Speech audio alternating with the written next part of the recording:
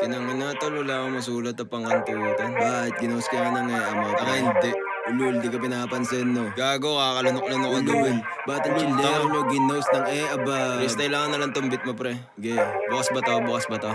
Yo, mic check, mic check. Teka lang. Yeah, pwede kang tumawag kahit anong oras mo gusto. Kahit gaano pa kalayo ako ay magsusundo. Walang kung tamang galing sa akin, hinahanap-hanap mo. Walang ko pipiliin mo, di na kailangan pa mag-ini-mini-mini mo.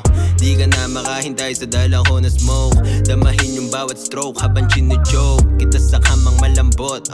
Sobrang solid ng bayo, yung kipay umuutot na. Kinunan naman niya talaga tong ulol na to. Gago, sinasabi ko lang yung gusto ko. Mismo lang, tanga ka ba? Gusto mo? Teka.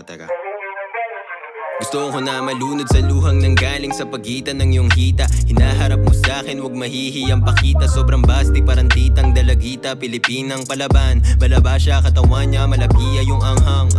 Talagang napaka-solid. Tinapos namin 12 rounds, talagang tapos ang boxing. Alas 3 ng umaga, umuungol siya ng joke me. Pagkaraos niya, pinagbalot niya pa ako ng chonky. Panis, puwa ng ina, kinamot, tapos pinagbalot. Tapos bumait sa akin, pagbigay ko na malapot. Gago, teka, tapusin ko na nga itong beat. Teka lang.